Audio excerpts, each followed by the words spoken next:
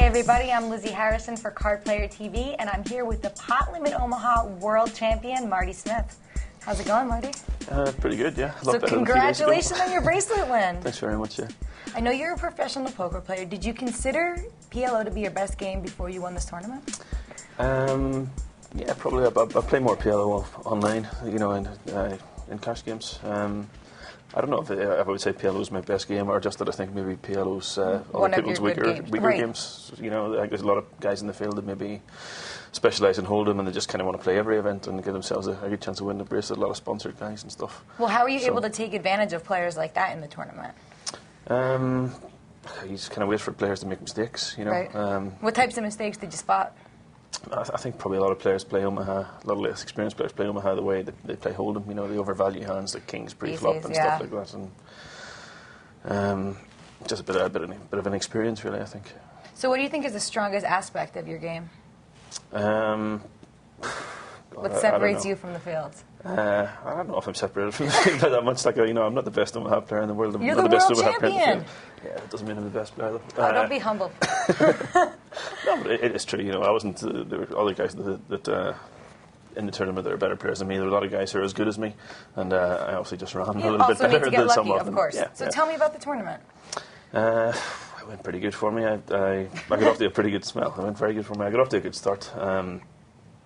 You know, I took it's like a double chance tournament, you know.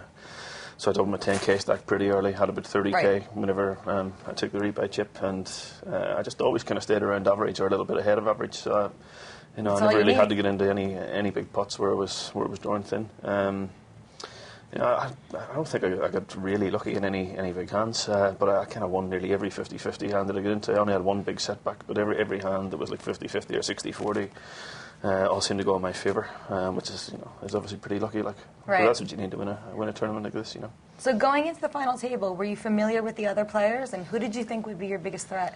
Yeah. Getting into the final, I played with most of the guys just through the tournament. I moved around a lot, you know, in the last few tables. I think I've been at everyone's table except Billy the Croc. I didn't know what to expect from him. So you know, I think I had a little bit of an idea how everyone was going to play, what kind of style they were going to play. I was probably most worried about the guy that I got heads up with, Peter. He seemed to be playing the best poker at the final table. Also, the guy finished, he was 7th in the end, Tom Hanlon. He's an excellent player. But fortunately, I say fortunately, I would have liked him to do better. But, of course. You know, probably fortunately for the rest of the table, he was very short-stacked and he didn't really have a chance to show what he could do at the final table. But aside from him, like I say, Peter, I thought was the class act of the table, and he was the last guy I wanted to play heads up. Yeah. I hadn't heard of him before, but with the more people to talk to, you know, everyone seems to know him, like, and he's got a bit of a reputation. So early on in the final table, it seemed like you avoided a lot of big confrontations. Was that your plan, or is that just how the cards fell? Yeah, I didn't really know how to approach it. I kind of, against most of the players at the final table, I wanted to keep the pot small before the flop and try and make big hands on the flop. And maybe I played a little bit too tight at the start. I don't know. You know, I found myself like practically emptying myself away from 1 million down to 600,000, and then I was thinking, what have I done? I might have just blown my chance here. And I was feeling pretty bad about things at that stage, but once I got the double three... I was going to say, you doubled up through Mizrachi, you called all in with top 2 pair. How confident were you that top 2 pair was good there? Oh, in that hand I was totally confident. I did double up form in a hand as well, where I just had a bunch of outside of flush draw and live 2 pair draw and stuff like that. Yeah, that's when it was short stacked.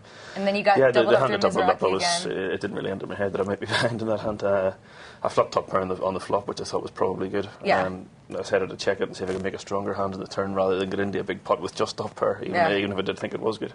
And also that gives him a chance to bluff out. He's first to speak. If he's got nothing, maybe he'd bluff the turn.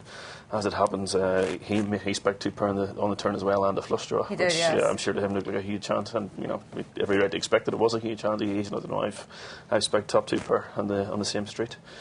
So he bets out. At that stage, I think maybe he's picked up a draw, or maybe he's got a hand like 2 pair, and I'm pretty sure I'm winning the hand, and I want to get all the money in at that stage. You were good? Yeah. And then soon after that, you got quad 4s against Hirak to knock him out of the final table. What was that like?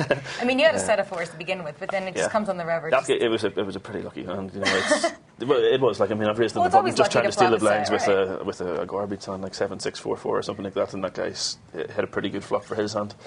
And again, if he had more chips, the money probably doesn't go in. It's just because he was so short stacked. He spiked top pair, and he has to stick it in. So And then you lost Mizraki in third place. He was trying to keep it in the family. His brother had won the tournament last year. Yeah, that would He must have been devastated when he was knocked out. I don't know. And you must have been as well. You were heads up with Peter at that point. It was your worst nightmare. Yeah, but I didn't really, I'm sure Michael would have been a pretty tough opponent heads up as well. Oh, like, yeah, even if he doesn't know Omaha as well as Peter, he's aggressive, though. 10 times more aggressive, yeah. I don't know how I would have gone on against him. But you were able to double up through Peter, and then you just took the chip lead and you ran it into the bracelet. That was the first point that I felt it was going to win. Even when I got heads up with Peter, I know I have a good chance, but he had a slight chip lead, and I think he's at least as good as me, or probably a little bit better. But then you got the chip lead, and you got the bracelet. Yeah, well, once I got the chip lead and I get to 5 million in chips, I think I have to either do something pretty silly or be pretty unlucky to lose it from here. And that nearly happened. In fairness, I passed a big hand.